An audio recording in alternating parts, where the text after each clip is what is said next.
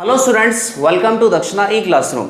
Reaction mechanism 3 में nucleophilic substitution reaction हम discuss कर रहे हैं और इस टॉपिक में SN1 और SN2 रिएक्शन कंप्लीट कर लिया है। SN1 और SN2 रिएक्शन अल्काइल हैलाइड के लिए मोस्ट कॉमन रिएक्शन है। अल्काइल हैलाइड में हैलाइड आयन प्रेजेंट होता है। हैलाइड आयन बहुत ही अच्छा लिविंग ग्रुप है और जहां सबस्ट्रेट मॉलिक्यूल में लिविंग ग्रुप प्रेजेंट है केवल वही न्यूक्लियोफिलिक सब्स्टिट्यूशन रिएक्शन हो सकता है। तो अल्काइल हैलाइड में SN1 और SN2 रिएक्शन हमने पढ़ लिया है। इसके अलावा भी अल्कोहल, ईथर और इपॉक्सी में न्यूक्लियोफिलिक सब्स्टिट्यूशन रिएक्शन हमने पढ़ा है। अल्कोहल और ईथर इन दोनों में गुड लिविंग ग्रुप प्रेजेंट नहीं होता है। यहाँ क्या प्रेजेंट है OR-, यहाँ क्या प्रेजेंट है OH, और ये दोनों बहुत ही पुअर लिविंग ग्रुप है। पुअर लिविंग ग्रुप है तो न्यूक्लियोफिलिक सब्स्टिट्यूशन रिएक्शन यहाँ पे डायरेक्टली नहीं हो सकता। ऐसा नहीं है कि न्यूक्लियोफाइल अटैक किया, लिविंग ग्रुप लीव कर गया, डायरेक्ट यहाँ पे न्यूक्लियोफिलिक सब्स्टिट्यूशन रिएक्शन नहीं होता है। अल्कोहल और ईथर इन दोनों में न्यूक्लियोफिलिक सब्स्टिट्यूशन रिएक्शन के लिए स्पेशल रिएजेंट हम यूज करते हैं। और स्पेशल रिएजेंट बेसिकली ऐसा कुछ नहीं है, केवल आपको एसिडिक कंडीशन मेंटेन करना होता है। एसिडिक कंडीशन अगर होगा, इन दोनों में क्या करते हैं, या तो एसिडिक हाइड्रोलाइसिस करते हैं या कॉन्सेंट्रेटेड HI से रिएक्शन करते हैं। किसी भी केस में एसिडिक कंडीशन तो होता ही है।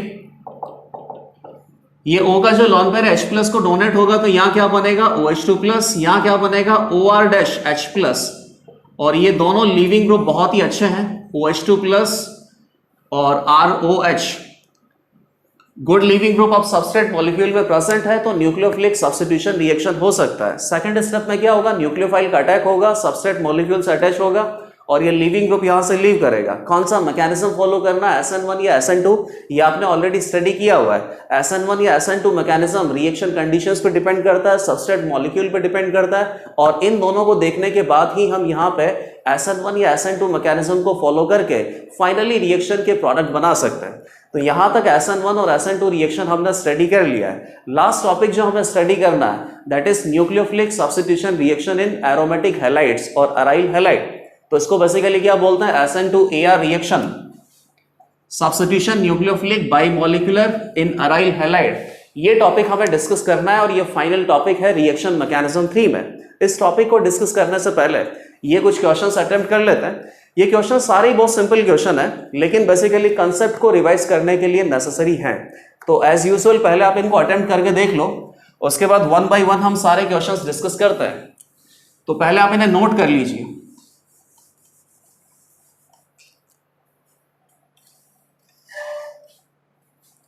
फर्स्ट क्वेश्चन देखिए। फर्स्ट क्वेश्चन में क्या दे रखा है, Na+NH2-। NH2- यहां पे क्या है, एक नेगेटिवली चार्ज स्पीशीज है। नेगेटिवली चार्ज स्पीशीज है तो कैसे बिहेव कर सकता है, एज बेस भी बिहेव कर सकता है, एज न्यूक्लियोफाइल भी बिहेव कर सकता है। डिपेंड करता है कि सबस्ट्रेट मॉलिक्यूल में क्या प्रेजेंट है। सबस्ट्रेट मॉलिक्यूल में लिविंग ग्रुप प्रेजेंट है तो ये न्यूक्लियोफाइल की तरह बिहेव करेगा, और सबस्ट्रेट मॉलिक्यूल में एसिडिक प्रोटॉन प्रेजेंट है तो एसिड बेस रिएक्शन हमें पहले करना है। तो यहां पे अगर इस तरीके से रिएक्शन को प्रोसीड करें कि NH2- ने यहां पे अटैक किया, Cl- को हटा दिया और फाइनल प्रोडक्ट आपने बना दिया न्यूक्लियोफिलिक सब्स्टिट्यूशन रिएक्शन से, तो वो आंसर गलत है, क्योंकि यहां क्या प्रेजेंट है, एसिडिक प्रोटॉन। तो ये NH2- पहले इस एसिडिक प्रोटॉन को रिमूव करेगा, और NH2- बहुत ही अच्छा बेस है, ये यहां पर गिवन जो मेंशन्ड एसिडिक प्रोटॉन है इसको रिमूव कर सकता है। ये हमने रिएक्शन मैकेनिज्म 1 में भी देखा था कि सोडियम अमाइड में ये जो अमाइड आयन है NH2-, ये एक्सट्रीमली गुड बेस है, ये किसी भी एसिडिक प्रोटॉन को रिमूव कर सकता है।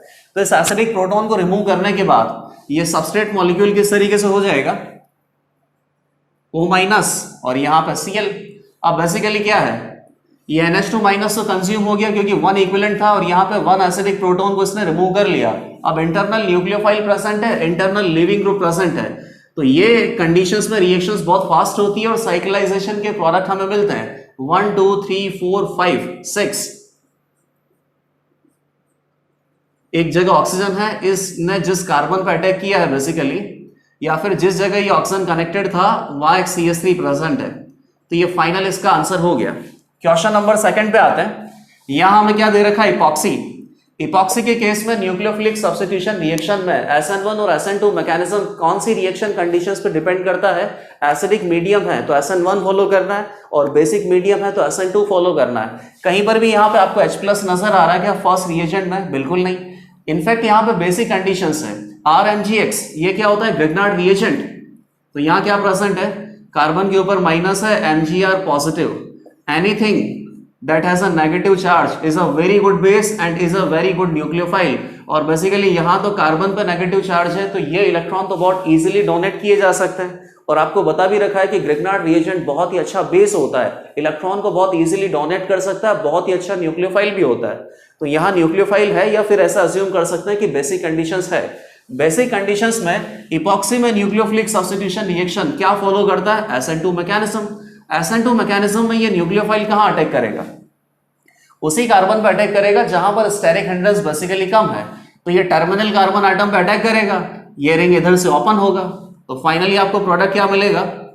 O- CH2 और ये आइसोप्रोपाइल ग्रुप यहाँ पे अटैच कर दिया। हाइड्रोलाइसिस बाद में करना है तो ये वाटर में से H+ रिमूव कर लेगा, तो यहाँ पे भी क्या बन जाएगा? OH। तो यहां से आपको क्या पता चल गया कि इपॉक्सी में न्यूक्लियोफिलिक सब्स्टिट्यूशन रिएक्शन में बेसिक मीडियम में SN2 करना है और एसिडिक मीडियम होता तो SN1 करना है। थर्ड क्वेश्चन पे आते हैं। थर्ड क्वेश्चन एकदम सिंपल है। अल्कोहल का हैलोजन एसिड के साथ रिएक्शन किया है और उसके बाद हीट कर दिया, तो यहाँ हैलोजन एसिड के साथ बेसिकली कौन सा मैकेनिज्म फॉलो करना होता है? SN1। हैलोजन एसिड क्या करता है? H+ देता है। ये H+ ऑक्सीजन के लॉन पेयर पे अटैच होता है। ऑक्सीजन पे लॉन पेयर पे अटैच होने के बाद क्या बनता है? OH2+। और OH2+ बहुत ही अच्छा लीविंग ग्रुप होता है। ये लीविंग ग्रुप पहली स्टेप में लीव कर जाता है, कार्बोकेटाइन इंटरमीडिएट बनता है और इस कार्बोकेटाइन इंटरमीडिएट पे न्यूक्लियोफाइल का अटैच करता है। फाइनली सब्स्टिट्यूशन के प्रोडक्ट हमें मिल जाते हैं। और यहाँ पे जो न्यूक्लियोफाइल है वो कौन है? Br-। तो बताइए कितनी जगह Br- अटैच हो सकता है? और अज्यूम कर लेते हैं कि HBr यहाँ पे एक्सिस में है, इधर भी एक्सिस में, ये कंफ्यूज करने के लिए दिया जाएगा। तो यहां से OH2+ बनेगा, OH2+ यहां से लीव नहीं कर सकता क्योंकि बेंजीन पे कार्बोकेटाइन बनेगा विच इज वेरी अनस्टेबल। तो इस OH का तो कुछ नहीं हो सकता। यहां पे केवल इतना ही कंसेप्ट था कि इस OH को डिस्टर्ब नहीं करना है। और बेंजाइल में जो OH है बेंजाइल कार्बन पे, ये बेसिकली बहुत इजीली यहां से लीव कर जाएगा क्योंकि OH से क्या बनेगा? Good leaving group OH2+। ये यहां से लीव करेगा तो रेजोनेंस स्टेबलाइज कार्बोकेटाइन बनेगा। नेक्स्ट स्टेप में यहां पे कौन अटैक करेगा? न्यूक्लियोफाइल। न्यूक्लियोफाइल ने अटैक किया तो बेसिकली HBr का कितना मोल रिक्वायर्ड हुआ? यहाँ पे 1 मोल। एक्सिस में रखते तो भी 1 मोल ही यहाँ पे कंज्यूम होता क्योंकि जो सेकंड OH है ये बेसिकली अनरिएक्टिव है। थर्ड क्वेश्चन पे आते हैं, सॉरी फोर्थ क्वेश्चन में। फोर्थ क्वेश्चन बेसिकली मिक्स करके दे रखा है। बेंजीन रिंग पे एक जगह अल्कोहल है और दूसरी जगह इन्होंने ईथर बना रखा है। तो अल्कोहल और ईथर में हैलोजन एसिड से रिएक्शन करते हैं तो SN1 और SN2 मैकेनिज्म कौन सा फॉलो होता है ये आपको पता है। अल्कोहल में कौन सा फॉलो होता है? SN1। और ईथर में बेसिकली क्या होता है? SN1 या SN2 दोनों फॉलो हो सकते हैं। डिपेंड करता है कि जो सबस्ट्रेट मॉलिक्यूल में अल्काइल ग्रुप है वो कैसे है। अल्काइल ग्रुप अगर एक भी 3 डिग्री है तो SN1 फॉलो करते हैं और एक भी 3 डिग्री नहीं है तो SN2 फॉलो करते हैं। यहां पे तो बेसिकली सब्स्टिट्यूशन होगा नहीं क्योंकि इसका रीजन अभी हमने देख लिया। OH2+ बनेगा तो सही, लेकिन OH2+ यहां से लीव नहीं कर सकता क्योंकि बेंजीन पे कार्बोकेटाइन अनस्टेबल होता है। तो यहां से प्रोडक्ट हमें बनाना पड़ेगा, इसको डिस्टर्ब नहीं करना है। OH+ अब ये गुड लिविंग ग्रुप में कन्वर्ट हो गया। कौन सा मैकेनिज्म फॉलो करना है? SN2, क्योंकि यहां पे कार्बोकेटाइन कहीं पे भी स्टेबल बन नहीं सकता। ये 3 डिग्री नहीं है, ये 3 डिग्री नहीं है, तो Br- अटैक करेगा, SN2 लीस्ट हिंडर्ड कार्बन पे अटैक करेगा, ये इधर से ओपन हो गया। तो क्या बन गया? ये बेसिकली 1,3 बेंजीन डाइयोल बन गया और CH3Br। एक मॉलिक्यूल HBr का कंज्यूम हो गया या एक मोल कंज्यूम हो गया। अब इसके बाद आपको एक्सिस में दे रखा है HBr, तो क्या अभी और कंज्यूम हो सकता है क्या? मिथाइल ब्रोमाइड के साथ तो रिएक्शन होगा नहीं। और दोनों OH ग्रुप आप देख लीजिए, दोनों OH ग्रुप बेंजीन से डायरेक्टली कनेक्टेड हैं, तो यहां पे भी फर्दर HBr का न्यूक्लियोफिलिक सब्स्टिट्यूशन रिएक्शन नहीं होगा। लास्ट 2 क्वेश्चन देखिए। नेक्स्ट क्वेश्चन में बेसिकली SN2 रिएक्शन करना, हिंट आपको क्वेश्चन में ही दे रखा है। OH- न्यूक्लियोफाइल है और सबस्ट्रेट मॉलिक्यूल में Br लीविंग ग्रुप प्रेजेंट है। तो ये क्वेश्चन बहुत ही सिंपल है, लेकिन ये आपको बेसिकली ये टेस्ट करेगा कि स्टीरियोकेमिस्ट्री सही से बना पाते हैं या नहीं। ये OH- है, SN2 रिएक्शन आपको करना है। अब नॉर्मली अगर ये क्वेश्चन सिर्फ इतना होता इस तरीके से, या 1 या 2 या 3 OH- SN2, तो आपको पता ही है कि SN2 में क्या करना है? इन्वर्जन। तो इन्वर्जन के प्रोडक्ट हम किस तरीके से बनाते हैं कि ये जो हॉरिजॉन्टल लाइन होता है कायरल कार्बन का फिशर प्रोजेक्शन में, यहाँ पे Br अगर राइट साइड प्रेजेंट है तो इन्वर्जन के लिए आप ये न्यूक्लियोफाइल को लेफ्ट साइड लगा देते हो, तो फाइनली प्रोडक्ट क्या बनता है, 2 इधर आ जाता है, न्यूक्लियोफाइल इधर आ जाता है, और बाकी सेम एग्जैक्टली वैसा कॉन्फ़िगरेशन मेंटेन करना है। और इस तरीके से इन्वर्जन के प्रोडक्ट हम बना सकते हैं। SN2 रिएक्शन में इन्वर्जन ही होता है। लेकिन इस क्वेश्चन में क्या प्रॉब्लम है, ये Br को वर्टिकल लाइन पे कर रखा है। अब वर्टिकल लाइन पे कर रखा है तो फिर इसकी स्ट्रक्चर किस तरीके से बनेगी, ये ऊपर से रिमूव होगा तो नीचे से किस तरीके से लगाएंगे, फिशर प्रोजेक्शन अच्छे से बन नहीं पाएगा। इसीलिए एक ही बात का ख्याल रखना है कि कभी भी फिशर प्रोजेक्शन में अल्काइल हैलाइड बना के दे रखा है, और अल्काइल हैलाइड जिस कार्बन पे है अगर वो कायरल है मतलब स्टीरियोकेमिस्ट्री का यूज होगा बेसिकली, तो वहां पे न्यूक्लियोफाइल को अटैच करके फाइनल प्रोडक्ट हमें बनाने होते हैं। तो न्यूक्लियोफाइल किस तरीके से अटैच करना है, इन्वर्जन को फॉलो करना है। तो अगर ये leaving group right side present है तो न्यूक्लियोफाइल को कहां लगा दो, लेफ्ट साइड। अब यहां तो ये वर्टिकल लाइन पे आ गया, तो क्या ट्रिक अपनाना पड़ेगा, बिना कॉन्फ़िगरेशन को चेंज किए कंपाउंड सेम होना चाहिए, लेकिन इस कंपाउंड को आप चाहे तो अलग तरीके से व्यू कर सकते हैं। इसमें कुछ ऐसे चेंजेस किए जा सकते हैं फिशर प्रोजेक्शन में जिससे कि इस पर्टिकुलर कंपाउंड का कॉन्फ़िगरेशन चेंज नहीं होगा, लेकिन इसको अलग तरीके से व्यू हम कर पाएंगे। तो उसके लिए क्या मेथड होता है, कायरल कार्बन पे 3 वैलेंसी को फिक्स कर दिया जाए, और 1 वैलेंसी को फिक्स कर दिया जाए, और बाकी 3 वैलेंसी को क्लॉकवाइज या एंटी क्लॉकवाइज रोटेट करने पे कॉन्फ़िगरेशन में चेंज नहीं आएगा, लेकिन अपनी प्रॉब्लम सॉल्व हो जाएगी। तो ये वैलेंसी अगर मैंने फिक्स कर दिया तो इसको क्लॉकवाइज या एंटी क्लॉकवाइज चेंज करने से कंपाउंड का जो कॉन्फ़िगरेशन है वो चेंज नहीं होगा, लेकिन ये Br हॉरिजॉन्टल लाइन पे आ जाएगा, और उसके बाद SN2 रिएक्शन के प्रोडक्ट हम बता सकते हैं। तो किस तरीके से चलते हैं, लेट अस से कि एंटी क्लॉकवाइज होने से क्या होगा कि CH3 वर्टिकल लाइन पे आ जाएगा, और फिशर प्रोजेक्शन अगर हम सही से बनाते हैं, थोड़ा अच्छा अगर बनाते हैं, तो उसमें वर्टिकल लाइन में कार्बन का चेन प्रेजेंट होता है।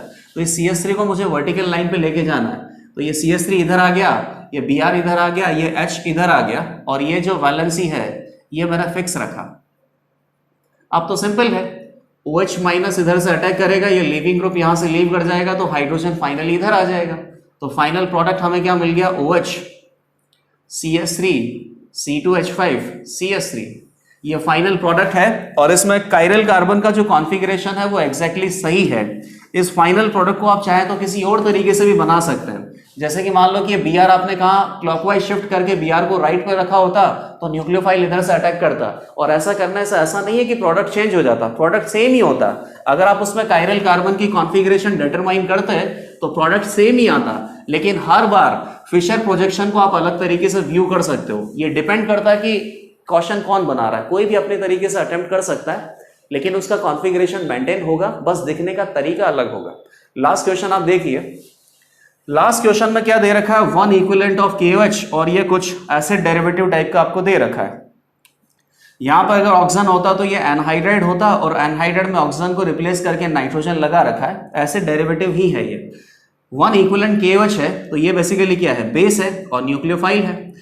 बेस के जैसे कब बिहेव करता है, जब यहाँ पे लीविंग ग्रुप प्रेजेंट है, और बेस के जैसे कब बिहेव करता है, जब यहाँ पे एसिडिक प्रोटॉन प्रेजेंट है, और एसिडिक प्रोटॉन प्रेजेंट है तो सबसे पहले एसिड बेस रिएक्शन होगा। एक ही एसिडिक प्रोटॉन है तो एक ही इक्विवेलेंट हमें बेस का लगेगा। अब ये न्यूक्लियोफाइल में कन्वर्ट हो गया, और मुझे कैसे पता चला कि इसको न्यूक्लियोफाइल ही रखना है, क्योंकि आगे जो सबस्ट्रेट मॉलिक्यूल है इसमें लीविंग ग्रुप प्रेजेंट है, एक न्यूक्लियोफाइल है, एक लीविंग ग्रुप है। न्यूक्लियोफिलिक सब्स्टिट्यूशन रिएक्शन होगा, 1 डिग्री अल्काइल हैलाइड है तो SN2 रिएक्शन ही होना है, तो ये बेसिकली यहां से कनेक्ट होगा, प्लस Cl माइनस लीव कर गया। अब आगे वाली स्टेप क्या है, हाइड्रोलिसिस। तो यहां से थोड़ा हाइड्रोलिसिस का फंडा क्लियर हो जाएगा। हाइड्रोलिसिस हम कहां करते हैं, अल्काइल हैलाइड में भी हाइड्रोलिसिस किया जा सकता है, SN1 या SN2 मैकेनिज्म फॉलो होता है। ईथर में भी हाइड्रोलिसिस किया जा सकता है, SN1 या SN2 मैकेनिज्म फॉलो होता है। और एसिड डेरिवेटिव में भी हाइड्रोलिसिस किया जाता है, वहां पे SN2TH मैकेनिज्म फॉलो होता है। मोस्ट इंपॉर्टेंटली आप क्या नोटिस कर रहे हो कि कार्बन और लीविंग ग्रुप में बॉन्ड होता है, और इस बॉन्ड को ब्रेक करने के बाद एक तरफ H+ और एक तरफ OH- अटैच करने से फाइनल प्रोडक्ट हम बना सकते हैं। तो क्वेश्चन अगर सिंपल होता है, जहां पे O18 वगैरह या फिर मैकेनिज्म का ज्यादा इंपॉर्टेंस नहीं होता है, जहां मतलब कॉम्प्लिकेटेड क्वेश्चन अगर नहीं दिया हुआ है, तो वहां बहुत सिंपली हाइड्रोलिसिस के प्रोडक्ट हम बना सकते हैं। और इस तरीके से हमने क्वेश्चन भी डिस्कस कर रखे हैं। तो यहाँ पे हाइड्रोलिसिस के प्रोडक्ट अगर आपको बनाना है तो बेसिकली C डबल बॉन्ड हो, और ये नाइट्रोजन का जो बॉन्ड है एसिड डेरिवेटिव में इधर ही लीविंग ग्रुप प्रेजेंट होता है, इसको ब्रेक करके क्या लगाना है, H3O+ मतलब H+ और OH- आपको अटैच करना है। तो बेसिकली यहाँ क्या प्रेजेंट होगा, डेल्टा नेगेटिव, इधर क्या होगा, डेल्टा पॉजिटिव।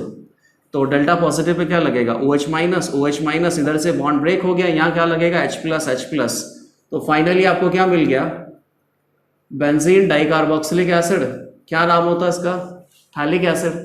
और इधर से क्या मिल गया, CH3 CH2 NH2। तो ये तो अमाइन प्रिपेयर करने का एक बहुत अच्छा मेथड हो गया। इस तरीके से ये सारे क्वेश्चन हमने डिस्कस किए हैं। ये सारे क्वेश्चंस बेसिकली थे तो बहुत सिंपल, लेकिन कुछ ना कुछ कंसेप्ट यहाँ से वापस से रिवाइज हो गया।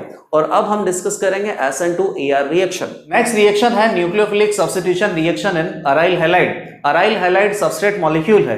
तो ये अराइल हैलाइड को किस तरीके से बनाते हैं, कोई एरोमेटिक कंपाउंड है, इस एरोमेटिक कंपाउंड से हैलोजन अटैच कर दिया। जैसे यहाँ पे बेंजीन से हैलोजन क्लोरीन अटैच कर रखा है, तो बेसिकली क्लोरोबेंजीन सबस्ट्रेट मॉलिक्यूल है और इस सबस्ट्रेट मॉलिक्यूल की रिएक्शन न्यूक्लियोफाइल से करवाना है। तो फाइनली न्यूक्लियोफिलिक सब्स्टिट्यूशन रिएक्शन के प्रोडक्ट हमें क्या मिलेंगे, या फिर न्यूक्लियोफिलिक सब्स्टिट्यूशन रिएक्शन होगा भी या नहीं होगा। अभी तक हमने यही पढ़ा है कि अराइल हैलाइड या विनाइल हैलाइड में कार्बन हाइड्रोजन में पार्शियल डबल बॉन्ड कैरेक्टर होता है। देखो यहाँ पे lone pair gap and pi, resonance है तो कार्बन और हाइड्रोजन में पार्शियल डबल बॉन्ड कैरेक्टर है। पार्शियल डबल बॉन्ड को ब्रेक करना बहुत मुश्किल है। तो नॉर्मल कंडीशन में यहाँ पे कोई भी न्यूक्लियोफिलिक सब्स्टिट्यूशन रिएक्शन नहीं होगा। कोई SN1 रिएक्शन की बात नहीं है, कोई SN2 रिएक्शन की बात नहीं है।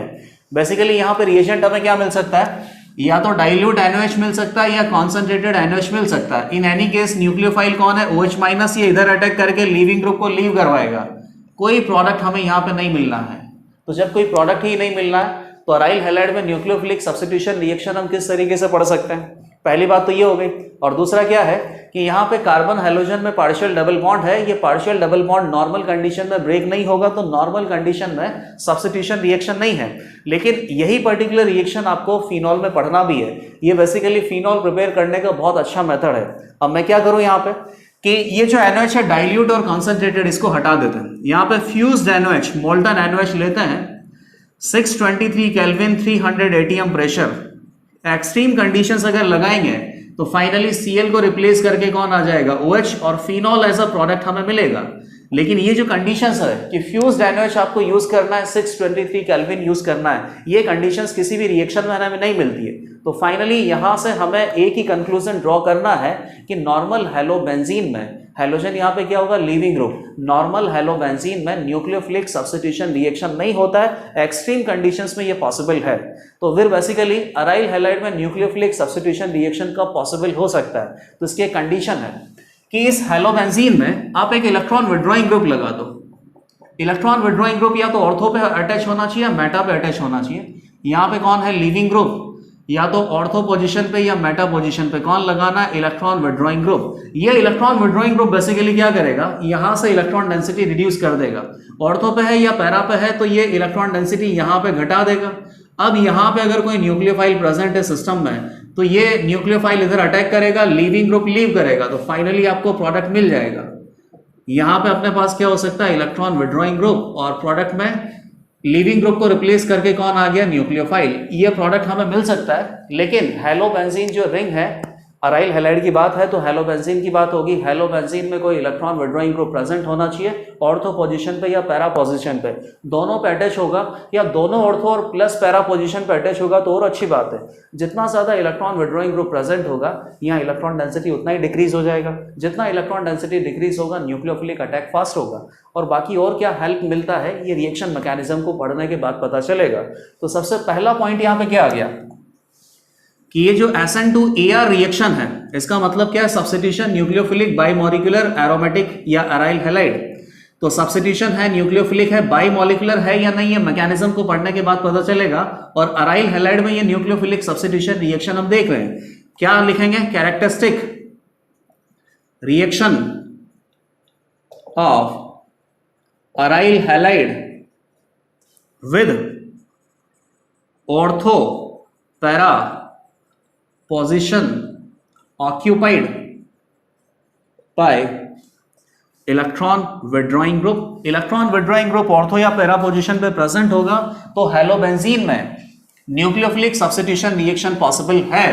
अब यहां पे लीविंग ग्रुप बेसिकली क्या है वो तो आपको पता ही है। लीविंग ग्रुप कौन हो सकता है, halide, FCl Bri। Electron withdrawing group कौन हो सकता है, NO2 माइनस एम लगाता है, CN माइनस एम लगाता है, CHO माइनस एम लगाता है। इनफैक्ट ये जो खुद है FClBrI, ये खुद भी तो इलेक्ट्रॉन विड्रॉइंग ग्रुप है, तो ये भी प्रेजेंट हो सकते हैं। और न्यूक्लियोफाइल बेसिकली क्या मिलेगा, OH माइनस या NH2 माइनस, बहुत स्ट्रॉन्ग न्यूक्लियोफाइल मिलेंगे। ये स्ट्रॉन्ग न्यूक्लियोफाइल यहाँ पे अटैक करने के बाद न्यूक्लियोफिलिक सब्स्टिट्यूशन रिएक्शन का प्रोडक्ट मिल सकता है। लेकिन हेलोबेंजीन में क्या अटैच होना चाहिए, इलेक्ट्रॉन विड्रॉइंग ग्रुप। अगर ये इलेक्ट्रॉन विड्रॉइंग ग्रुप अटैच नहीं होगा तो आपको आंसर क्या देना पड़ेगा, नो रिएक्शन, नॉर्मल कंडीशंस में, और नॉर्मल कंडीशंस ही मिलती है। अब इस रिएक्शन का मैकेनिज्म आप देखो, मैकेनिज्म के बाद सारे इंपॉर्टेंट पॉइंट हम डिस्कस करेंगे और उसके बाद कम से कम 10 एग्जाम्पल तो बनाएंगे। मैकेनिज्म किस तरीके से है, लेट अस से कि इलेक्ट्रॉन विड्रॉइंग ग्रुप लगा दिया मैंने NO2 और न्यूक्लियोफाइल हो गया OH माइनस, कॉन्सेंट्रेटेड NOH से इसकी रिएक्शन करवाते हैं, हेलोबेंजीन में क्या ले लिया, क्लोरोबेंजीन। इस रिएक्शन में जो मैकेनिज्म है उसको क्या बोलते हैं, SN2AR, और इसको क्या बोलते हैं, SNE, एडिशन एलिमिनेशन। तो पहले न्यूक्लियोफाइल यहाँ पे ऐड होगा, उसके बाद लीविंग ग्रुप का एलिमिनेशन होगा। तो बेसिकली 2 स्टेप है, ये पहले ही नजर आ गया हमें। OH माइनस कहाँ अटैक करेगा, जहां लीविंग ग्रुप प्रेजेंट है, क्योंकि यहीं पर पार्शियली पॉजिटिव चार्ज मेंटेन्ड है due to minus M of NO2। इसने यहाँ पे अटैक किया तो पहले कौन सा बॉन्ड ब्रेक होगा, पाई बॉन्ड ब्रेक होगा। पाई बॉन्ड ब्रेक होने के बाद इस पर्टिकुलर कार्बन पे क्या आ गया, नेगेटिव, यहाँ Cl अटैच्ड है और OH अटैच हो गया, तो एडिशन तो हो गया। एडिशन एलिमिनेशन में एडिशन तो हो गया। यहां पर कौन है, NO2। अगेन सबस्ट्रेट मॉलिक्यूल में पाई बॉन्ड ब्रेक हुआ है, फर्स्ट टाइम बॉन्ड ब्रेक हुआ तो उसको क्या बोलेंगे, RDS। और यहां पे जो इंटरमीडिएट मिल रहा है, ये इंटरमीडिएट एसेंशियली क्या है, कार्बोनाइन, और इसको क्या बोलते हैं, मीसेनहाइमर कॉम्प्लेक्स। इलेक्ट्रोफिलिक सब्स्टिट्यूशन रिएक्शन भी होता है एरोमेटिक कंपाउंड में, लेकिन वहां एरोमेटिक कंपाउंड में कोई लीविंग ग्रुप ClBrFi ये सब प्रेजेंट नहीं होता। इलेक्ट्रोफिलिक सब्स्टिट्यूशन रिएक्शन में एसेंशियली कार्बोकेटाइन इंटरमीडिएट मिलता है, और उस कार्बोकेटाइन को क्या बोला जाता था, वेलेंट इंटरमीडिएट या सिग्मा कॉम्प्लेक्स या अरेनियम आयन। यहां बेसिकली इंटरमीडिएट क्या मिल रहा है, कार्बोनाइन, इसको क्या बोलते हैं, मीसेनहाइमर कॉम्प्लेक्स, और क्या बोल सकते हैं, M कॉम्प्लेक्स। तो फर्स्ट स्टेप RDS है, इंटरमीडिएट कार्बोनाइन का फॉर्मेशन है, और नेक्स्ट स्टेप में क्या होगा, एलिमिनेशन। ये pi bond, sorry negative charge वापस से पाई बॉन्ड बनेगा, लीविंग ग्रुप लीव कर गया तो Cl यहां से चला गया। अब यहां न्यूक्लियोफाइल आ गया, ये NO2 यहां पे प्रेजेंट है। NO2 प्रेजेंट नहीं होता तो कोई यहां पे न्यूक्लियोफिलिक सब्स्टिट्यूशन रिएक्शन नहीं होता, कोई SN2AR रिएक्शन नहीं होता। NO2 की जगह CHO प्रेजेंट हो सकता है, CN प्रेजेंट हो सकता है, FClBrI, कोई और इलेक्ट्रॉन विड्रॉइंग ग्रुप प्रेजेंट हो सकता है, लेकिन इलेक्ट्रॉन विड्रॉइंग ग्रुप चाहिए। अब यहां इंपॉर्टेंट पॉइंट आप देखिए, तो इसमें बेसिकली प्रोडक्ट आपको कैसे बनाना होगा, जो लिविंग ग्रुप है, लिविंग ग्रुप को हटाया, न्यूक्लियोफाइल अटैच कर दिया, फाइनल प्रोडक्ट बन गए। और अगर मैकेनिज्म फॉलो करना है तो क्या करना पड़ेगा कि पहले न्यूक्लियोफाइल अटैक करवाओ, पाई बॉन्ड ब्रेक करो। पाई बॉन्ड ब्रेक करने से क्या बनेगा, नेगेटिव, इस नेगेटिव से वापस कार्बन कार्बन पाई बॉन्ड का फॉर्मेशन करो, और पाई बॉन्ड के फॉर्मेशन के बाद लिविंग ग्रुप लीव कर जाएगा। तो बेसिकली मैकेनिज्म ही फॉलो करो और फाइनल प्रोडक्ट बनाना बहुत ईजी होगा। तो इंपॉर्टेंट पॉइंट में क्या आ गया, 2 स्टेप मैकेनिज्म। और क्या हो सकता है, फर्स्ट स्टेप RDS है, यहां पे क्या हो रहा है, लॉस ऑफ एरोमेटिसिटी, बिल्कुल सही बात है।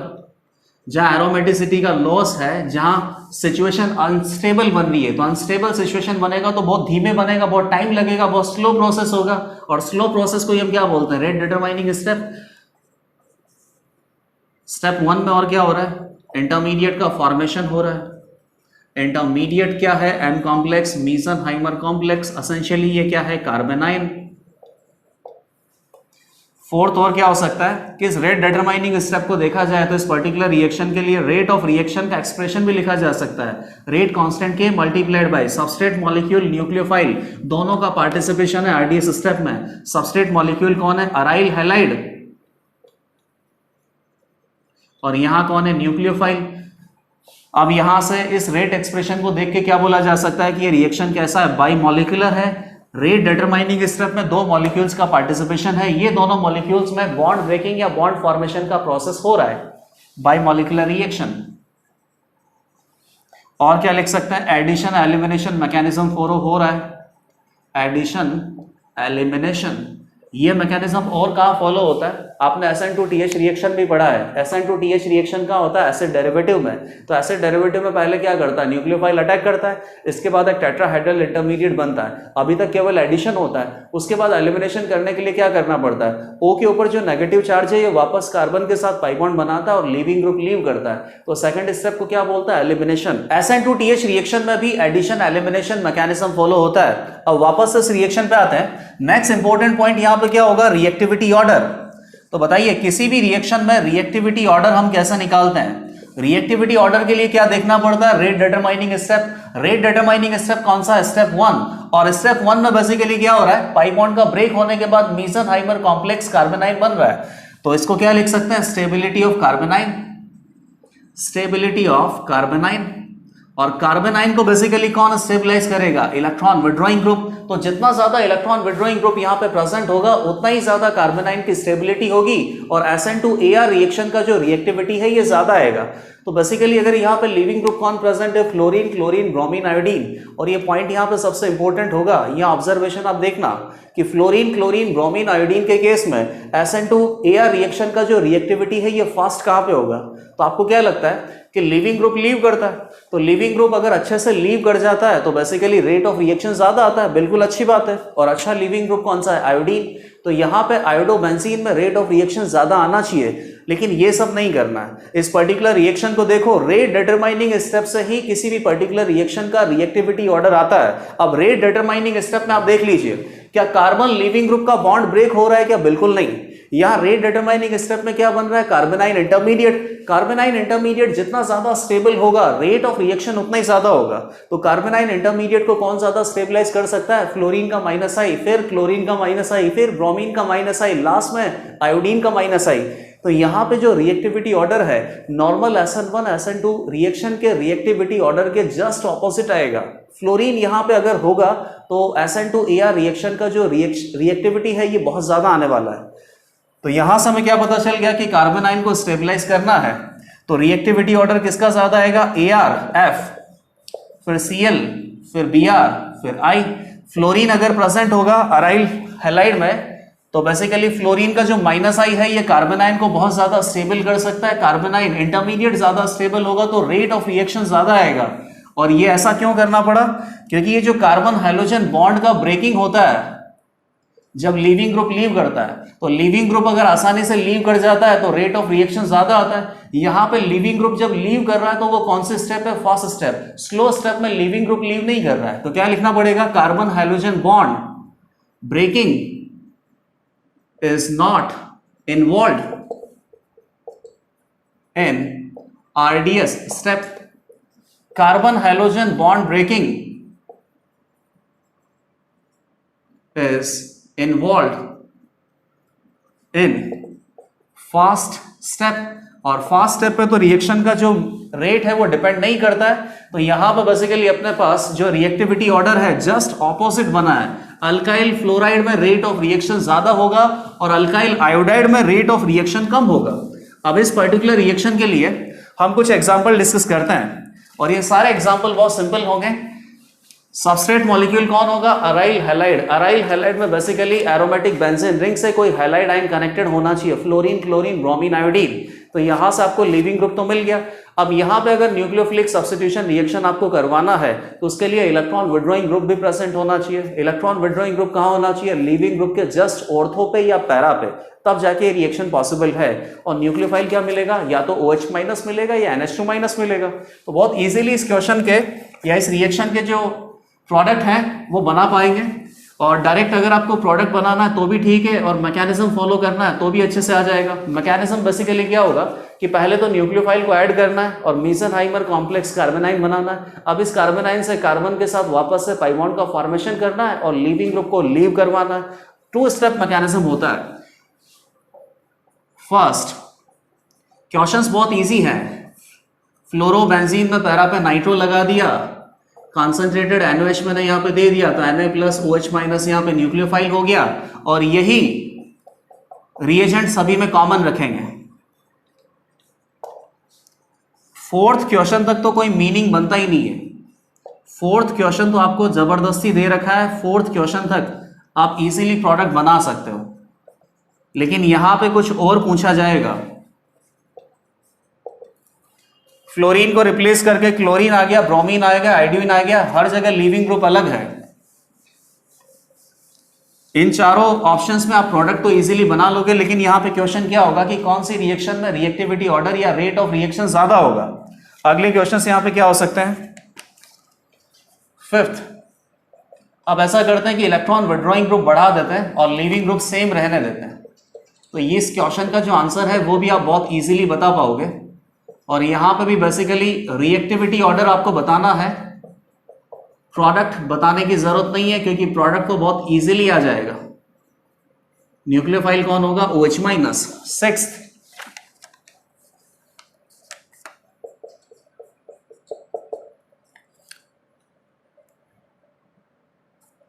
Cl लगा देते हैं, इस बार 2 Cl लगा देते हैं और 1 इक्विवेलेंट OH माइनस है। देखते हैं कि आप प्रोडक्ट क्या बनाते हो, कौन से Cl को रिप्लेस करते हो।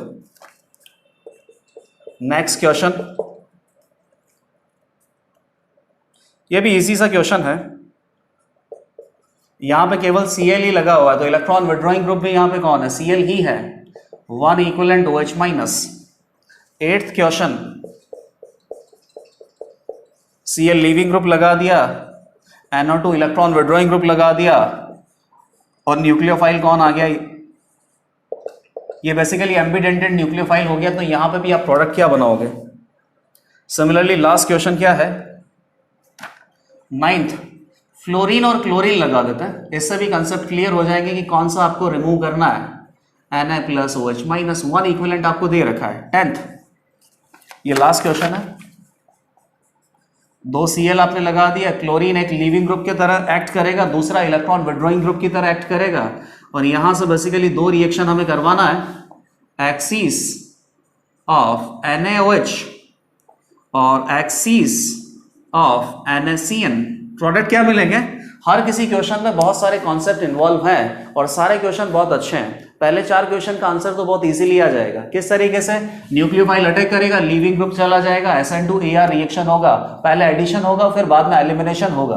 तो फाइनली आपको हर जगह प्रोडक्ट क्या मिलेगा? पैरा नाइट्रोफिनॉल ही मिलेगा। पहले 4 क्वेश्चन में प्रोडक्ट आपको क्या मिलेगा? Para nitrophenol. Fluorine, chlorine, bromine, iodine ये सारे लीविंग ग्रुप लीव कर जाएंगे, इसकी जगह कौन आ जाएगा? Nucleophile OH minus. लेकिन आपको यहां क्या बताना? Reactivity order. तो रिएक्टिविटी ऑर्डर वापस से बता रहा हूं मैं।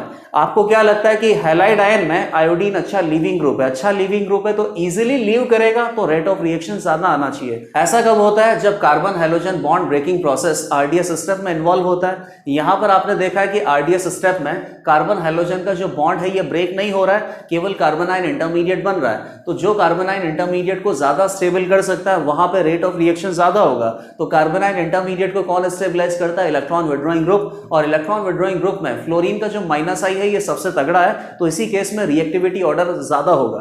तो यहां पे आंसर क्या बनेगा? R1 greater than R2 greater than R3 greater than R4। अब 5th क्वेश्चन पे आते हैं। 5th क्वेश्चन में बेसिकली इलेक्ट्रॉन विड्रॉइंग ग्रुप 1 है, फिर 2 है, फिर 3 है। जितना ज्यादा इलेक्ट्रॉन विड्रॉइंग ग्रुप होगा यहां पार्शियली पॉजिटिव चार्ज इंक्रीज हो जाएगा, तो ये न्यूक्लियोफिलिक अटैक फास्ट होगा। अटैक फास्ट होगा तो फाइनल आंसर क्या आ जाएगा? 1 ग्रेटर देन 2 ग्रेटर देन 3। और थर्ड केस में यहां बेसिकली बहुत इजीली न्यूक्लियोफिलिक सब्स्टिट्यूशन रिएक्शन हो जाएगा। यूं मान लो कि यहां पे केवल वार्म वाटर अगर यूज किया जाए, मतलब डाइल्यूट NaOH भी अगर यूज किया जाए तो भी फाइनली आपको प्रोडक्ट मिल जाएंगे। और यहां से प्रोडक्ट हमें क्या मिलेगा? Cl को हटा के OH लगाएंगे तो ट्राई नाइट्रोफिनॉल, और ट्राई नाइट्रोफिनॉल 2,4,6 ट्राई नाइट्रोफिनॉल को क्या बोलते हैं? Picric acid. तो ये भी पिक्रिक एसिड को बनाने का बहुत ही अच्छा मेथड है। अब आ जाते हैं हम 6th क्वेश्चन पे। 6th क्वेश्चन में बेसिकली 2 लीविंग ग्रुप है, क्लोरीन एटम। कौन से क्लोरीन एटम को लीव करवाना है ये आपको देखना पड़ेगा। तो इजीली आप कर सकते हो। लीविंग ग्रुप के साथ कौन प्रेजेंट होना चाहिए? Electron withdrawing group. Electron withdrawing group कहां प्रेजेंट होना चाहिए? ऑर्थो पे या पैरा पे? तो इस क्लोरीन के लिए ये NO2 कहां है? मेटा पे है। और इस क्लोरीन के लिए कहां है? ऑर्थो पे है। तो बेसिकली यही क्लोरीन एटम लीव करेगा। इन NO2 ने ऑर्थो पोजीशन पे इलेक्ट्रॉन डेंसिटी को डिक्रीज कर रखा है। जहां इलेक्ट्रॉन डेंसिटी कम होगा वहीं पर OH माइनस अटैक करेगा। तो इसने इधर अटैक किया, Cl यहां से लीव करेगा। तो फाइनल प्रोडक्ट हमें क्या मिलेंगे? 6th में 1 इक्विवेलेंट है, तो सेकंड Cl इसी तरीके से बना रहेगा। यहां पे OH लगा दो। 7th पे आ जाते हैं। 1 इक्विवेलेंट OH माइनस है तो एक Cl माइनस यहां से लीव करेगा। कौन सा Cl माइनस लीव कर सकता है? जिस Cl के रेस्पेक्ट में maximum electron withdrawing group ortho और पैरा पे अटैच्ड हो। तो बेसिकली यही है, इसके लिए दोनों क्लोरीन ऑर्थो पे है, ये क्लोरीन कहां पैरा पे है, तो इस क्लोरीन एटम को लीव करेंगे तो फाइनल प्रोडक्ट हमें क्या मिलेगा? 2,4,6 ट्राइक्लोरोफिनॉल। ये तीनों क्लोरीन एटम यहां पे रहेंगे। इस क्लोरीन एटम को या क्लोरीन माइनस लीविंग ग्रुप को हटा के OH माइनस न्यूक्लियोफाइल लगा दिया। 8th पे आ जाता है। यहां बेसिकली कोई दिक्कत ही नहीं है, लीविंग ग्रुप तो एक ही है लेकिन एम्बिडेंडेंट न्यूक्लियोफाइल है, न्यूक्लियोफिलिक साइड्स 2 है। तो कहां से अटैक होगा? जो ज्यादा न्यूक्लियोफिलिक है। ज्यादा न्यूक्लियोफिलिक कौन है? नाइट्रोजन का लॉन पेयर। ये लीविंग ग्रुप क्लोरीन यहां से लीव कर गया तो फाइनल प्रोडक्ट हमें क्या मिल गया? NO2 पैरा पे है, यहां पे क्या होगा? H+। फाइनली यहां से H+ रिमूव करना है, प्रोटॉन लॉस होने के बाद ये फाइनल प्रोडक्ट यहां पे मिलेगा। 9th क्वेश्चन पे आइए। 9th क्वेश्चन में फ्लोरीन और क्लोरीन है, एक लीविंग ग्रुप की तरह बिहेव करेगा, दूसरा इलेक्ट्रॉन विड्रॉइंग ग्रुप की तरह। अब OH माइनस क्या करेगा यहाँ पे? तो OH माइनस यहाँ क्या कर सकता है? फ्लोरीन या क्लोरीन किसी एक को लीव करवाएगा। किसका रिएक्टिविटी ऑर्डर ज्यादा होता है? फ्लोरीन का, तो फ्लोरीन यहाँ पे लीव करेगा। बस यही पॉइंट यहाँ पे इंपॉर्टेंट था। तो फाइनली क्लोरीन है और यहाँ फ्लोरीन को लीव करवाने के बाद OH लगा दिया तो प्रोडक्ट क्या मिलेगा? Para chlorophenol. और अगर आपने पैरा फ्लोरोफिनॉल बनाया होता तो आंसर गलत होता। लास्ट क्वेश्चन देखिए, लास्ट क्वेश्चन भी बहुत अच्छा है। एक्सिस ऑफ NOH है और एक्सिस ऑफ NaCN है। बेसिकली आपने न्यूक्लियोफाइल चेंज किया है, सबस्ट्रेट मॉलिक्यूल सेम है। एक क्लोरीन एटम लीविंग ग्रुप की तरह बिहेव करेगा, एक chlorine atom electron withdrawing group की तरह। Axis of NOH, OH minus ने अटैक किया, SN2AR रिएक्शन होगा, फाइनली आपको क्या मिलेगा? लीविंग ग्रुप को हटा के OH लगा दो। अब यहां पे फर्दर कोई न्यूक्लियोफिलिक सब्स्टिट्यूशन नहीं होगा क्योंकि यहां पे क्या लगा हुआ? इलेक्ट्रॉन डोनेटिंग ग्रुप और लीविंग ग्रुप प्रेजेंट है। एक क्राइटेरिया तो आपने सेटिस्फाई किया है, लेकिन दूसरा क्राइटेरिया क्या है कि इलेक्ट्रॉन विड्रॉइंग ग्रुप होना चाहिए। यहां क्या लगा रखा है? Electron withdrawing group. तो further nucleophilic substitution reaction in aryl halide, ये रिएक्शन यहां पे नहीं होगा। तो फाइनली केवल एक टाइम ही यहां पे सब्स्टिट्यूशन होगा। 10th में जो अगला एग्जांपल है इसमें क्या है? NaCN, तो Na+Cn-।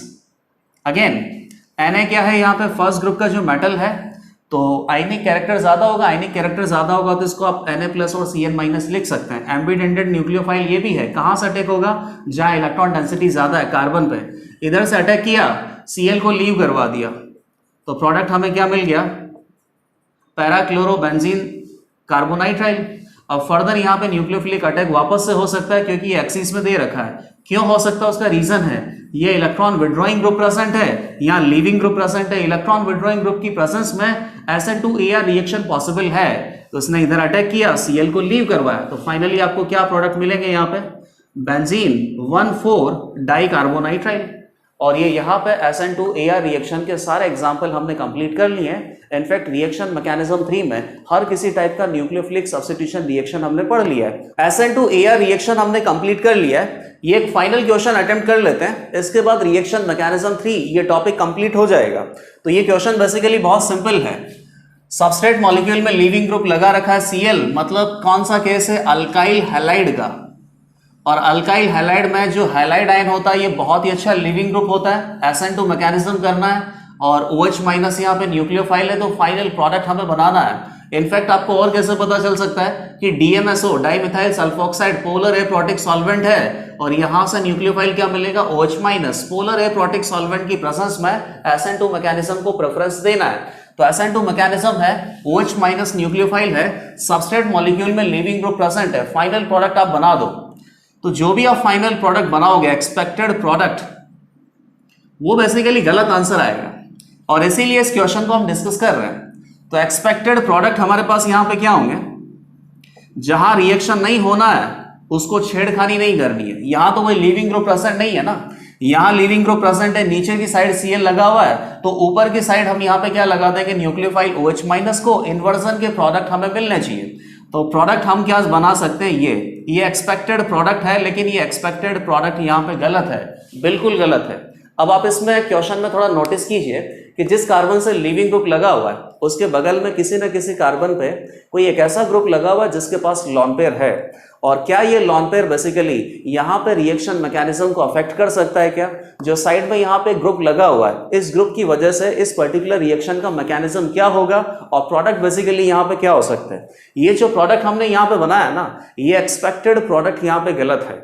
अब यहाँ और क्या देख सकते हैं, ये जो साइड में कार्बन है यहाँ सल्फर है, सल्फर के पास लॉन पेयर होता है और यहाँ लीविंग ग्रुप प्रेजेंट है, तो इसको एक तरीके से हम क्या बोल सकते हैं? Internal nucleophile. Internal nucleophile, internal nucleophile इस सबस्ट्रेट मॉलिक्यूल में अटैच है और लीविंग ग्रुप यहां पे प्रेजेंट है। तो ये जो एक्सटर्नल न्यूक्लियोफाइल है यहां पे अटैक करेगा, उसके पहले ही ये इसको लात मार के बाहर निकाल के रखेगा, पहले से इस पोजीशन को ये रेडी करके रखेगा ताकि न्यूक्लियोफाइल यहां पे आके अटैक कर सके। और ये जो आपने बनाया ना इन्वर्जन के प्रोडक्ट, ये यहां पे नहीं मिलता है, यहां पे नेबर में एक ऐसा ग्रुप लगा हुआ है जो खुद एक पोटेंशियल न्यूक्लियोफाइल है और ये न्यूक्लियोफाइल पहले से लीविंग ग्रुप को किक आउट करके रखता है। तो इस इफेक्ट को हम क्या बोलते हैं? Neighbouring group participation. Neighbouring group participation, या और क्या बोल सकते हैं? SN-NGP mechanism. SN-NGP मैकेनिज्म केवल कहां फॉलो किया जा सकता है? जहां पे सबस्ट्रेट मॉलिक्यूल में इंटरनली कोई न्यूक्लियोफाइल प्रेजेंट हो और ये न्यूक्लियोफाइल पहले से लीविंग ग्रुप को किक आउट करके रखे। तो यहां बेसिकली जो पोजीशन है उस जगह से ऑलरेडी लीविंग ग्रुप जा चुका है और अब यहाँ पे न्यूक्लियोफाइल का अटैक होना है। अब न्यूक्लियोफाइल किस साइड से अटैक होगा और किस तरीके से यहाँ पे प्रोडक्ट हमें मिलेंगे? सबसे पहले तो SN2 की बात करते हैं, नॉर्मल SN2 की। नॉर्मल SN2 में फ्रंट साइड से अटैक नहीं होता क्योंकि फ्रंट साइड में लीविंग ग्रुप प्रेजेंट होता है, तो फ्रंट साइड में स्टेरिक रिपल्शन भी ज्यादा होता है और इलेक्ट्रॉनिक रिपल्शन भी ज्यादा होता है। तो फ्रंट साइड से अटैक नहीं होता, इसीलिए बैक साइड से अटैक होता है और बैक साइड से अटैक होने के बाद न्यूक्लियोफिलिक सब्स्टिट्यूशन रिएक्शन SN2 में इन्वर्सन के प्रोडक्ट हमें मिलते हैं। लेकिन कहीं पर भी अगर नेबरिंग ग्रुप एक पोटेंशियल न्यूक्लियोफाइल है तो उस जगह SN-NGP मैकेनिज्म फॉलो होगा और यहां बेसिकली रिटेंशन के प्रोडक्ट हमें मिलेंगे। किस तरीके से? ये ऑलरेडी इसको किक आउट करके रखेगा, तो ये क्या बना हुआ है? एक लॉन पेयर चला गया यहां पे और ये जो पोजीशन है फ्रंट साइड से भी एम्प्टी है, फ्रंट साइड से एम्प्टी है और बैक साइड से ये बेसिकली फिल्ड है। तो बैक साइड तो यहाँ पे क्या होगा? स्टेरिक रिपल्शन लगेगा, तो ये फॉरवर्ड डायरेक्शन से ही या फ्रंट साइड से ही अटैक करेगा। फ्रंट साइड से अटैक करने के बाद ये रिंग ओपन होगा। यहाँ और कौन प्रेजेंट था? H। रिंग ओपन होने के बाद प्रोडक्ट आपको क्या मिलेगा? ये वापस से रिंग ओपन हो गया, तो ये तो उसी तरीके से आ गया और OH ने कहां से अटैक किया? नीचे से। तो प्रोडक्ट आपको क्या मिला? बेसिकली एक तरीके से एंटी, या फिर इन दोनों के रेस्पेक्ट में प्रोडक्ट कैसा मिला? ट्रांस। या फिर और क्या बोल सकते हैं कि Cl जिस साइड प्रेजेंट था उसी साइड न्यूक्लियोफाइल अटैच हुआ है, तो क्या बोल सकते हैं कि रिटेंशन के प्रोडक्ट हमें यहां पे मिले हैं। लेकिन यहाँ पे रिटेंशन का प्रोडक्ट मिला है, इस तरीके से भी देखने की जरूरत नहीं है। यहाँ हमें एक ही चीज पे फोकस करना है कि अगर लीविंग ग्रुप के साइड में कहीं पे किसी कार्बन आइटम पे potential nucleophile, internal nucleophile present है, तो ये न्यूक्लियोफाइल पहले ही लीविंग ग्रुप को किक आउट करके रखेगा। लीविंग ग्रुप को अगर ये किक आउट करके रखेगा तो जो फ्रंट स्पेस है वो खाली होगा और उसी फ्रंट स्पेस में से इनकमिंग न्यूक्लियोफाइल अटैक कर सकता है और फाइनली इस तरीके से अगर बोलना चाहें तो रिटेंशन के प्रोडक्ट हमें मिल सकते हैं। तो इस मैकेनिज्म को परफॉर्म करने के लिए बेसिकली क्या रिक्वायरमेंट है? सबस्ट्रेट मॉलिक्यूल में एक पोटेंशियल न्यूक्लियोफाइल प्रेजेंट होना चाहिए और ये न्यूक्लियोफाइल का जो ओरिएंटेशन है लीविंग ग्रुप के ओरिएंटेशन के साथ एंटी में प्रेजेंट होना चाहिए। अगर ये SCH3 नीचे प्रेजेंट होता तो ये SN-NGP मैकेनिज्म यहाँ पे नहीं होता, नॉर्मल SN2 मैकेनिज्म होता और Cl को हटा के इसके इन्वर्टेड साइड या ऑपोजिट साइड में आप OH माइनस अटैच करते तभी फाइनल प्रोडक्ट यहाँ पे मिलता। तो बेसिकली कंडीशंस क्या हो सकती है यहाँ पे? तो कंडीशंस क्या हो सकता है? सबसे पहला तो पोटेंशियल न्यूक्लियोफाइल प्रेजेंट होना चाहिए। Substrate molecule must have internal nucleophile along with leaving group. Second condition क्या हो गया कि इंटरनल न्यूक्लियोफाइल है, ये must be anti to leaving group. Internal nucleophile का जो ओरिएंटेशन है वो एग्जिस्टिंग लिविंग ग्रुप के साथ एंटी में होना चाहिए, तब जाके SN-NGP या नेबरिंग ग्रुप पार्टिसिपेशन का इफेक्ट हमें दिख सकता है। और बेसिकली और क्या देख सकते हैं यहाँ पे कि कौन से ऐसे पोटेंशियल न्यूक्लियोफाइल है जो SN-NGP इफेक्ट दिखा सकते हैं। तो पोटेंशियल इंटरनल न्यूक्लियोफाइल क्या क्या हो सकता है बताइए। लॉन पेयर किसके पास है जो इजीली अपना लॉन पेयर डोनेट कर सकता है? जैसे मान लो कि S- हो गया या SH हो गया या OH हो गया या O- हो गया, NH2 हो गया, NHR हो गया, इजीली डोनेटेबल इलेक्ट्रॉन है ये। NR2 हो गया, और क्या हो सकता है? COO- हो सकता है। इनफैक्ट आप यहां पे देखो तो और पॉसिबिलिटी किसका आ सकता है? Carbon double bond carbon, alkene भी एक न्यूक्लियोफाइल होता है और ये पाई बॉन्ड के जो इलेक्ट्रॉन है ये इजीली डोनेट करके इंटरनली लिविंग ग्रुप को पहले से ही किक आउट कर देंगे। तो SN-NGP मैकेनिज्म फॉलो करना पड़ेगा। इनफैक्ट यहाँ पे और क्या हो सकता है? फिनाइल रिंग भी हो सकता है। इसके अलावा अगर बाईसाइक्लो की बात करें, बाईसाइक्लो कंपाउंड्स में अगर ये क्वेश्चन आ सकता है तो वहां पे सिंगल बॉन्ड भी ऐसा कर सकता है। कार्बन कार्बन सिंगल बॉन्ड के जो इलेक्ट्रॉन है ये पहले ही इंटरनल लिविंग ग्रुप को किक आउट करके रख सकते हैं। तो फाइनली रिटेंशन के प्रोडक्ट हमें यहाँ पे बनाने होते हैं। अब यहाँ पे कुछ क्वेश्चंस हम देख लेते हैं, इनमें से केवल मैं एक ही सॉल्व करूंगा, बाकी सब आपको सॉल्व करना है। कहीं से भी आप ढूंढो, लेकिन इन क्वेश्चंस का आंसर आपको बताना है। क्वेश्चंस बेसिकली क्या है, एक क्वेश्चन मैं सॉल्व कर दूंगा और उससे आपको यह भी समझ में आ जाएगा कि जो एक्सपेक्टेड प्रोडक्ट है, एक्सपेक्टेड प्रोडक्ट के अलावा यहां पे और कुछ मिलता है और उसका रीजन क्या होता है? Neighbouring group participation. सिंपल सा एक क्वेश्चन है।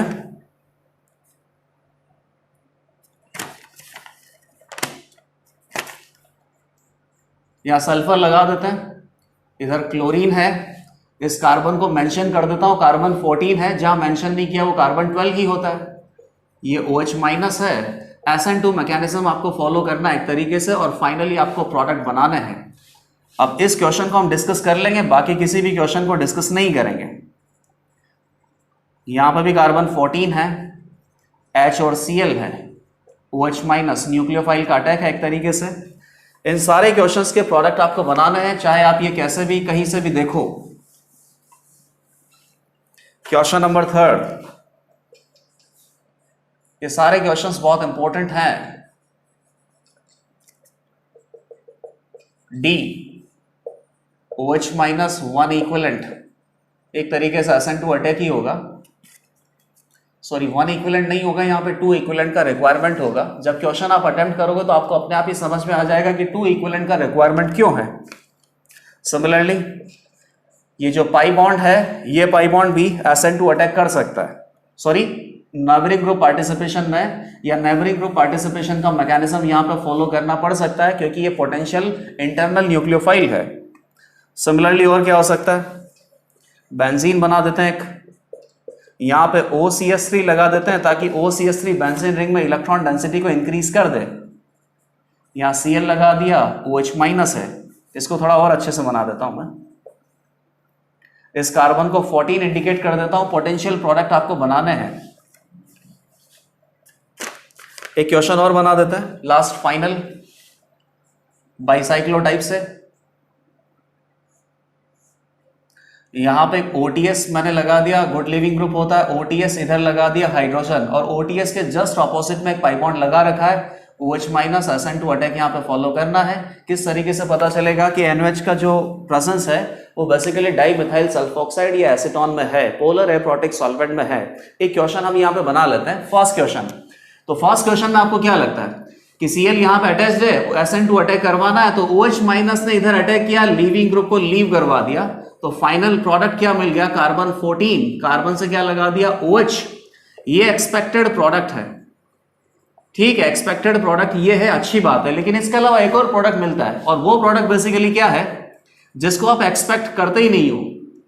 ये जो कार्बन 14 है बेसिकली CH2 OH।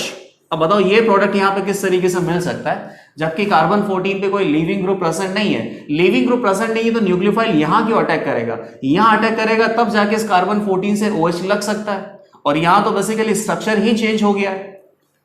ये सेकंड क्वेश्चन आप नोट कर लीजिए, इसको हटा दे रहा हूं मैं।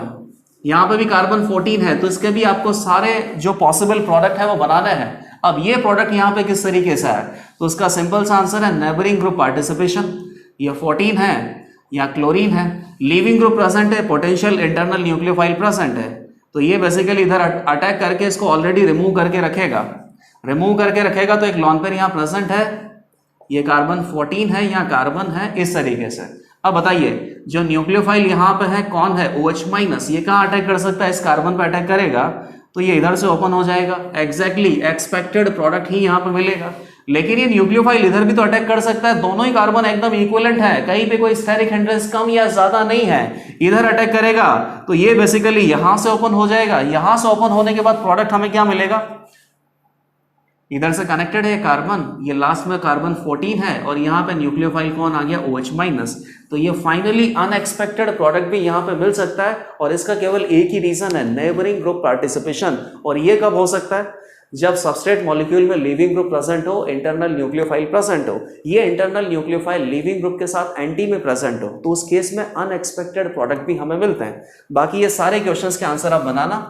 इधर भी क्या लगा रखा है मैंने, ये पर्टिकुलर जो राइट साइड है प्लेन में, यहाँ पे Cl लगा हुआ है, OH माइनस यहाँ पे अटैक करके न्यूक्लियोफाइल अटैच होगा, लिविंग ग्रुप को हटा देगा, तो फाइनली यहाँ पे इन्वर्टेड प्रोडक्ट मिलेंगे, रिटेंशन के प्रोडक्ट मिलेंगे, वो सब आप देखना। सिमिलरली इस कार्बन पे भी यहाँ क्या लगा रखा है, इसको कार्बन 14 इंडिकेट कर देता हूँ, तो अपने आप ये कार्बन 12 हो गया।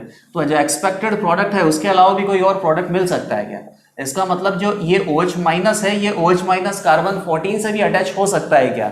एग्जैक्ट सेम क्वेश्चन यहाँ पे है और एग्जैक्ट सेम क्वेश्चन यहाँ पे है। OTS लेफ्ट साइड में लगा हुआ है, तो इन्वर्जन के बाद आपको क्या मिलता है, OTS अगर इधर से लीव कर रहा है तो लीविंग ग्रुप इधर से अटैक करेगा, लीविंग ग्रुप इधर से अटैक करेगा, तो इन्वर्जन के प्रोडक्ट मिलने चाहिए। अब आपको डिसाइड करना है कि इन्वर्जन के प्रोडक्ट मिलेंगे या फिर रिटेंशन के प्रोडक्ट मिलेंगे। रिटेंशन के प्रोडक्ट केवल एक ही कंडीशन में मिल सकता है और वो कंडीशन क्या है, नेबरिंग ग्रुप पार्टिसिपेशन।